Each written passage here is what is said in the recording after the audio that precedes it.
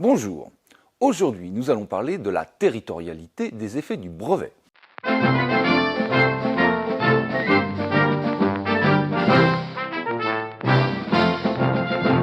Selon le principe de territorialité, les conditions d'existence et d'exercice des brevets sont définies par les lois du ou des pays où on a déposé les demandes de brevets.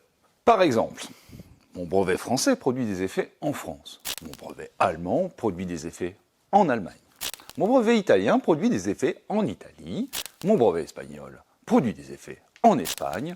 Polonais, Pologne, Suisse, grec, Grèce, roumain, Roumanie, Belgique, Suisse. Et s'agissant du brevet européen, il faut lui faire prendre effet pays par pays. Bon, ça va peut-être changer un jour, voire un jour prochain, voire peut-être bientôt. Enfin, c'est en bonne voie, mais on en reparlera. Mais pour bien comprendre, il faut justement parler des effets.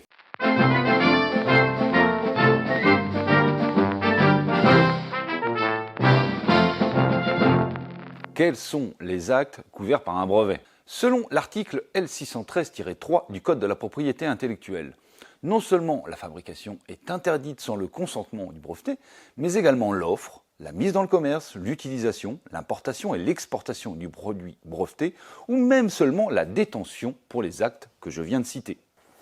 Jean-Luc, Qu'est-ce que tu fais?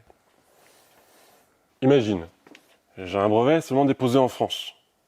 Mais j'ai un concurrent allemand qui fabrique en Allemagne, qui vend en Allemagne, mais qui vend aussi en France. Et qu'est-ce que je peux faire? Mais tu sais que c'est une bonne question ça, Julien. Ouais. Retourne derrière ta caméra maintenant. Ok. Eh bien Julien, selon les actes que j'ai cités, la fabrication d'un produit breveté n'est pas le seul cas constitutif de contrefaçon potentielle.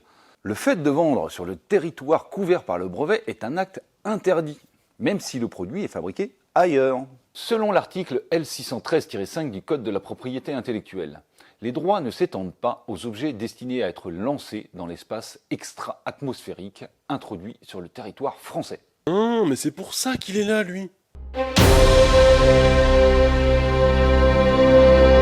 Newsflash. Alors, vérifions cela avec un spécialiste de l'espace. Bonjour, Thomas Pesquet. Est-ce que vous aviez cette information? On est informé régulièrement, que ce soit par Moscou ou par Houston, qui suit l'affaire de près. Wouh!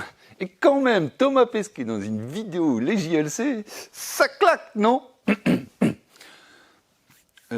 Et pour vous, Thomas, c'est aussi une satisfaction? Ouais, ça c'est vrai que c'est une grande satisfaction pour moi, pas parce que j'en tire une fierté personnelle, mais parce que je trouve que c'est important.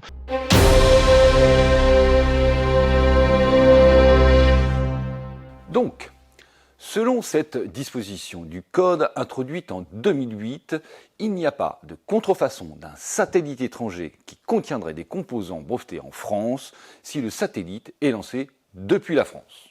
Bon, autant vous le dire, on n'est pas consulté très souvent sur le sujet. Encore une précision.